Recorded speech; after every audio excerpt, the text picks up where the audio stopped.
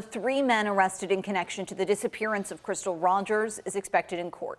Steve Lawson is currently being held on a $500,000 cash bond, but his attorney has filed a motion for that bond to be lowered. The judge could make a decision today. Lawson is a former employee of Brooks Houck, the main suspect in Rogers' 2015 disappearance. He's facing charges of conspiracy to commit murder and tampering with physical evidence in the case. Those are the same charges his son, Joseph Lawson, also faces. Steve Lawson is due in court this afternoon at 2:30. And remember, life is short, so do good things and be kind to each other. God bless the Commonwealth of Kentucky. God bless each and every one of you.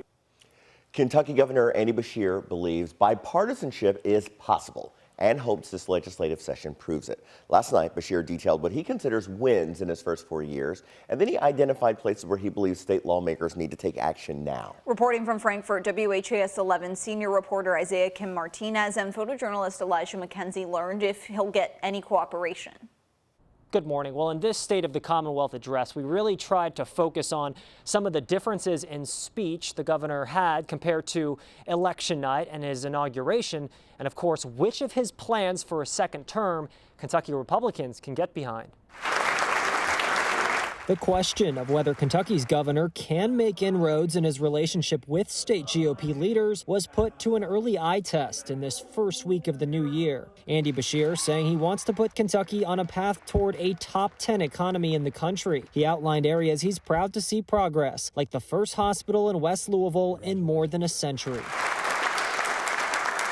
No one should have to drive 2 hours or take multiple buses just to see their doctor. But at the top of his priority list, Beshear is calling on state lawmakers to pass 11% pay raises for every Kentucky educator, following the path of neighboring states. We can choose to beat Indiana or beat up on each other. Our competition to the north and the south are showing us the way. Meanwhile, Senate President Robert Stivers and House Speaker David Osborne admitting Kentucky needs to be more competitive in attracting teachers, but they say they likely don't want to take the governor's route. I think you're going to see us stop short of mandating raises for particular classes of employees. I believe that those are decisions best made at the local level.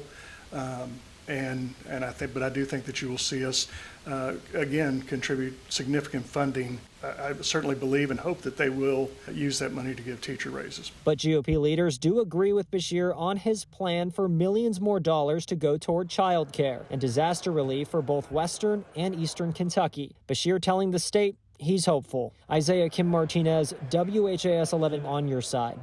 Now, also during his address, Governor Beshear recognized Lieutenant Governor Jacqueline Coleman.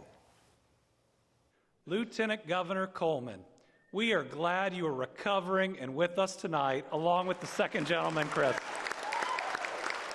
Lieutenant Governor is recovering from a recent double mastectomy. She said her doctors raised some concerns during a routine exam, and considering her family's significant history of cancer, she decided to move forward with the procedure.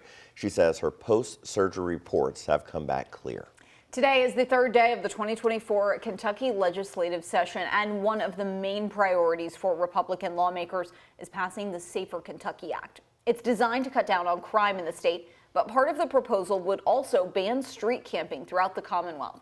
Under the act, people would be guilty of unlawful camping if they enter or remain on public or private space with the intention of sleeping there, even if they're just resting inside their cars.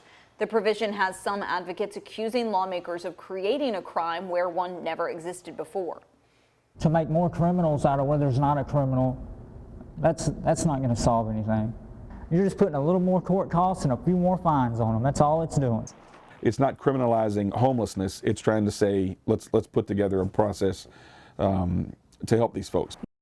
Representative Jason Nemes there, who supports the bill, says the act calls on local governments to create an area where people can camp and receive resources. But the bill doesn't lay out how officials will get funding for such outdoor spaces. It also plans to block funding for Housing First initiatives, which provide permanent housing without behavioral and rehabilitative requirements.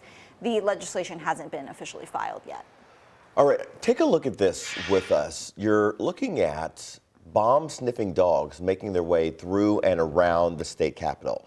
The capitol was evacuated for several hours yesterday morning due to a bomb threat. Kentucky Secretary of State Michael Adams reported he and other lawmakers received threats via email.